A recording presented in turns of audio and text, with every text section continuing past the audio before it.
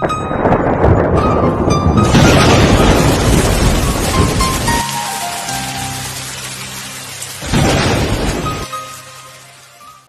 நட்புகளே, எல்லாரும் எப்படி இருக்கீங்க? நல்லா இருக்கீங்களா? ஓகே, நானும் ரொம்ப சூப்பராகவே இருக்கேங்க. எனக்கு என்ன வீடியோ பார்க்க போகிறோம் அப்படின்னா, நம்மள எல்லா பேருமே இன்றைக்கி செல்ஃபோனில் தான் இன்றைக்கி மூழ்கி கிடக்கிறோம். ஆனால் நம்ம யூஸ் பண்ணக்கூடிய செல்ஃபோனுக்கு நம்மளுடைய ஐடி ப்ரூஃபில் இது வரைக்கும் நம்ம எத்தனை சிம் கார்டு வாங்கியிருக்கோம் அப்படின்னு கேட்டால், ஸோ கரெக்டாக வந்து யாருமே அக்யூரேட்டாக சொல்ல முடியாது. அந்தளவு எக்கச்சக்கம் நம்மளும் வாங்கியிருப்போம்.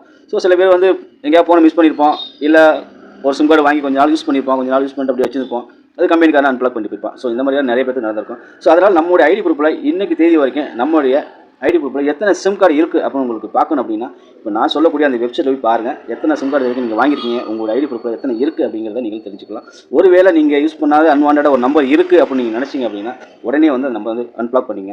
ஸோ இது அன்பிளாக் பண்ணுறதுக்கு நீங்கள் வந்து ஒன்றும் ஆதார் சென்டரோ இல்லை மொபைல் சென்டரோ போய் பண்ணணும் அப்படிங்கிற அவசியமே கிடையாதுங்க. இப்போ நான் சொல்லக்கூடிய அதே வெப்சைட்டில் நீங்கள் ஈஸியாக நீங்களே வந்து ரிமூவ் பண்ணிக்கலாம். ஸோ இந்த ரிமூவ் பண்ணிட்டு எத்தனை நாளைக்கு அப்புறம் அது கேன்சல் ஆகும்னு பார்த்தீங்கன்னா, கிட்டத்தட்ட ஒரு 1 வீக் அப்புறம் தான் அது கேன்சல் ஆகும். 1 வீக் அப்புறமா நீங்களே போய் அதை செக் பண்ணலாம், என்ன ஸ்டேட்டஸ் இருக்குது அப்படிங்கிறத நீங்களும் செக் பண்ணிக்கலாம். ஒருவேளை கேன்சல் ஆகாமல் இருக்குது அப்படின்னா திரும்பவும் நீங்கள் வந்து கேன்சல் பண்ணிக்கலாம். அது ஆட்டோமேட்டிக் கேன்சல் ஆகிடும். ரெண்டாவது விஷயம் என்னென்னா, நம்மளை பல பேருக்கு ஒரு விஷயம் டவுட் இருக்கும். இப்போ ஒரு ஐடி ப்ரூஃபில் வந்து எத்தனை சிம் கார்டு வாங்கலாம் அப்படின்னு பார்த்தீங்கன்னா 9 சிம் வரைக்கும் தாங்க வாங்க முடியும். ஸோ அதுக்கு மேலே வாங்க முடியாது. ஒருவேளை நீங்கள் 9 சிம் கார்டு லிமிட்டை நீங்கள் தாண்டிட்டீங்க, உங்களுக்கு சிம் கார்டு வேணும் அப்படின்னு நினச்சிங்க அப்படின்னா, இதுக்காக நீங்கள் வேறு ஒரு நம்பரை போய் நீங்கள் தேடி போகணும் அப்படி அவசியம் கிடையாது. இன்றைக்குள்ள காலகட்டத்தில் அப்படி சிம் கார்டு வாங்கி கொடுக்க முடியாது. இதனால் பெரிய இஷ்யூலாம் நிறையவே நடந்துட்டுருக்கு. அதனால் நீங்கள் என்ன பண்ணுறீங்கன்னா, இப்போ நான் சொல்லக்கூடிய வெப்சைட்டில் ஒரு நம்பர் 9 நம்பருக்கு நீங்கள் லிமிட்டை தாண்டிட்டீங்க அப்படின்னா, இப்போ நீங்கள் யூஸ் பண்ணாத நம்பர்கள்லாம் இருக்குது இல்லையா, அந்த நம்பரை நீங்கள் அதிலே ஆட்டோமேட்டிக் அன்பிளாக் பண்ணிட்டீங்கன்னா ஒரு 1 வீக் அப்புறம் நீங்கள் ஆட்டோமேட்டிக் வேறு ஒரு புது சிம் கார்டு வாங்கிக்கலாம். ஸோ அது எப்படி தான் அப்படிங்கிறத இந்த வீடியோவில் நம்ம டீட்டெயிலாக பார்க்க போகிறோம். ஸோ இந்த வீடியோ பார்க்குறதுக்கு முன்னாடி ஒரு முக்கியமான ஒரு விஷயத்தை வந்து கண்டிப்பாக உங்கள்கிட்ட ஷேர் பண்ணி ஆகணும். அதனால இந்த வீடியோ வந்து மேக் பண்ணியிருக்கேன். தயவு செஞ்சு இந்த வீடியோ வந்து ஸ்கிப் பண்ணாதீங்க. இப்போ நான் சொல்லக்கூடிய விஷயம் வந்து இது வந்து ரியலாக என்னுடைய லைஃப்பில் வந்து ஒரு 2 நாளைக்கு முன்னாடி நடந்த ஒரு மிகப்பெரிய சம்பவங்க. ஸோ அந்த ஒரு பிரச்சனை எனக்கு வந்த மாதிரி உங்கள் யாருக்கும் அப்படி ஒரு சூழ்நிலை வந்துடக்கூடாது அப்படிங்கிற அந்த வீடியோ வந்து இப்போ கண்டிப்பாக நான் போடுறேன். ஒரு 2 நாளைக்கு முன்னாடி என்னுடைய ஏரியாவில் இருக்க போலீஸ் ஸ்டேஷன்லேருந்து எனக்கு ஒரு ஃபோன் கால் வந்துச்சுங்க. ஓகே, இது என்ன கால் அப்படின்னு கேட்டிங்கன்னா, இந்த மாதிரி உங்கள் மேலே ஒரு கம்ப்ளைண்ட் வந்திருக்கு, நீங்கள் வாங்க ஸ்டேஷனுக்கு வாங்க, ஒரு என்கொயரி பண்ணணும் அப்படின்னு கூப்பிட்டு வந்தாங்க. சரி, ஓகே, நானும் நம்ம தெரிஞ்ச ஆட்கள் எல்லோரும் இருக்காங்க அப்படின்ட்டு நானும் கிளம்பி போயாச்சு. அங்கே போனதுக்கப்புறம் யார் கம்ப்ளைண்ட் கொடுத்தா, என்ன கேஸ் அப்படின்னு நான் கேட்கும்போது என்ன சொல்கிறாங்க அப்படின்னா, என்னுடைய நம்பர் கேட்டாங்க. நான் யூஸ் பண்ணக்கூடிய 2 நம்பர் இருக்குது. அந்த 2 நம்பர் நான் கொடுத்துட்டேன். அவங்க ஒரு நம்பர், செல்ஃபோன் நம்பர் 10 நம்பர் வச்சுருக்காங்க. ஒரு நம்பர் இருக்குது, 10 டிஜிட்டல் நம்பர் இருக்குது. அப்போ என்னுடைய நம்பரையும் அந்த நம்பரையும் வந்து அவங்க கம்பேர் பண்ணி பார்க்குறாங்க. ஸோ பார்த்துட்டு என்கிட்ட என்ன கேட்குறாங்கன்னா, இது யாருடைய நம்பர் அப்படின்னு அந்த ஒரு நம்பரை கேட்குறாங்க.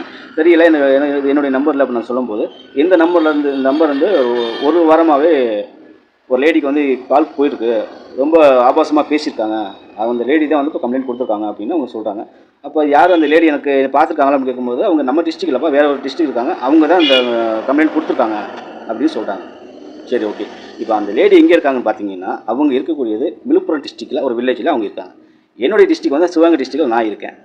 பட் நான் எப்படி அவங்களுக்கு கால் பண்ண முடியும் அப்படிங்கிறது சாத்தியம் கிடையாது. ஸோ பண்ணலாம், நம்பர் இருந்தால் கால் பண்ணலாம். எனக்கு யாருன்னு அவங்களுக்கு தெரியாது எனக்கு.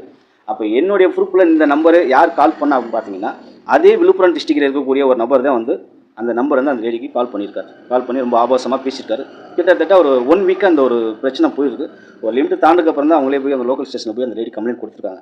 ஸோ அந்த கம்ப்ளைண்ட் கொடுத்தோன்னே என்ன பண்ணிட்டாங்க அப்படின்னா, அந்த அட்ரஸ் வந்து வெரிஃபிகேஷன் பண்ணும்போது, சிம்முடைய அட்ரஸ் வெரிஃபிகேஷன் பண்ணும்போது அதில் என்னுடைய அட்ரஸ் இருக்கிறனால என்னுடைய டிஸ்ட்ரிக்ட் இங்கே மாற்றிட்டாங்க.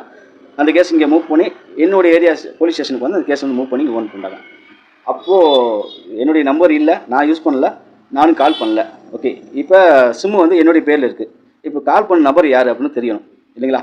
அப்போது அவங்க என்ன பண்ணுறாங்க, லொக்கேஷன் வந்து ட்ராக் பண்ணுறாங்க. ஸோ லொக்கேஷன் ட்ராக் பண்ணும்போது அதே விழுப்புரம் டிஸ்ட்ரிக்டில் இருக்கக்கூடிய ஒரு வில்லேஜ் தான் அந்த நம்பர் வந்து லொக்கேஷனில் காட்டுது. அப்போது இவங்க இன்ஃபார்ம் பண்ணுறாங்க, அந்த ஸ்டேஷன் இன்ஃபார்ம் பண்ணுறாங்க. பண்ணிவிட்டு கிட்டத்தட்ட ஒரு 1 ஹவர்லேயே அந்த நம்பரையும் வந்து அரெஸ்ட் பண்ணிட்டாங்க. ஸோ பண்ணிட்டாங்க. இப்போது அந்த நம்பர் வந்து யார் கால் பண்ணா அப்படிங்கிறத தெளிவு பண்ணியாச்சு. ஸோ நான் இல்லை, வேற ஒரு நம்பர்.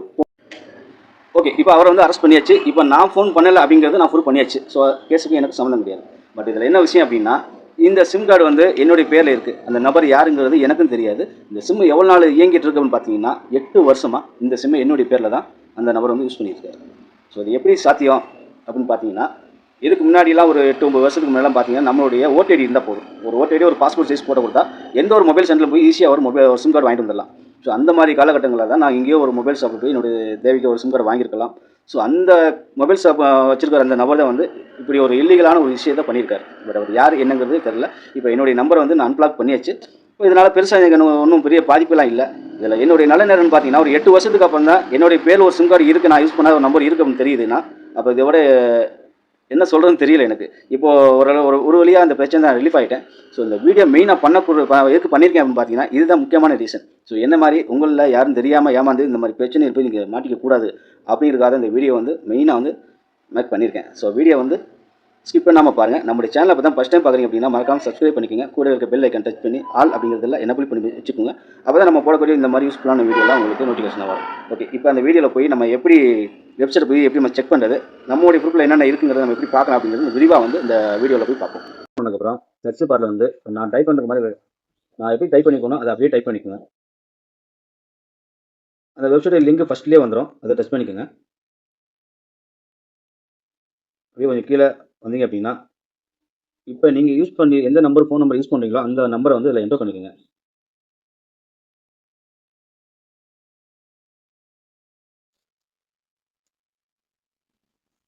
நம்பரை என்டர் பண்ணதுக்கப்புறம் என்டர் கேப்ஷன் போட்டுருக்கோம். அந்த பாக்ஸில் வந்து அந்த பாக்ஸ் சென்டரில் பாருங்கள் ஒரு 6 லெட்டர்ஸ் வந்து இருக்கும். அதை அப்படியே காப்பி பண்ணி இதில் கீழே எழுதிக்குங்க.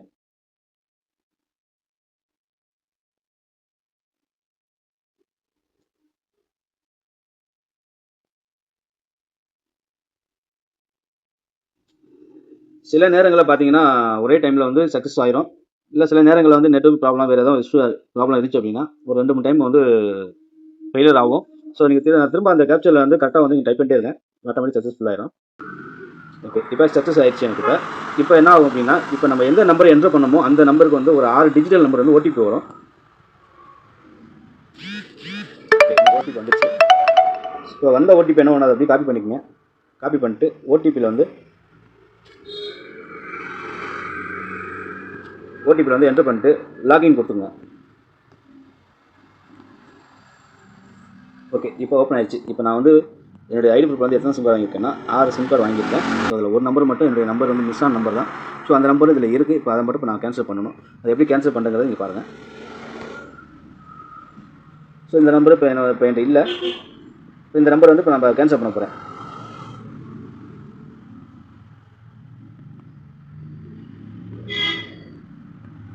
நாட் மை நம்பர் கொடுத்துட்டு ரிப்போர்ட் கொடுத்துருங்க.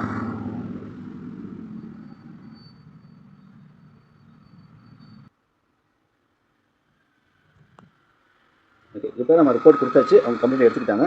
ஸோ இது எப்போ கேன்சல் ஆகும் பார்த்தீங்கன்னா ஒரு 1 வீக் அப்புறம் தான் அது வந்து கேன்சல் ஆகும். அப்பப்போ வந்து இந்த லிங்கில் போய்ட்டு நம்மளுடைய ஸ்டேட்டஸில் வந்து எப்படி இருக்குங்கிறத நம்ம பார்த்துக்கிறது நமக்கு ரொம்ப சேஃபான ஒரு விஷயம் தான். ஸோ அந்த வீடியோ வந்து பிடிச்சிருந்துச்சுன்னா லைக் பண்ணுங்கள், ஷேர் பண்ணுங்கள். உங்கள் ஃபேமிலி அண்ட் ஃப்ரெண்ட்ஸ் வந்து இந்த வீடியோ வந்து மறக்காமல் ஷேர் பண்ணி விடுங்க. நம்மளுடைய சேனலை தொடர்ந்து வாட்ச் பண்ணுங்கள்.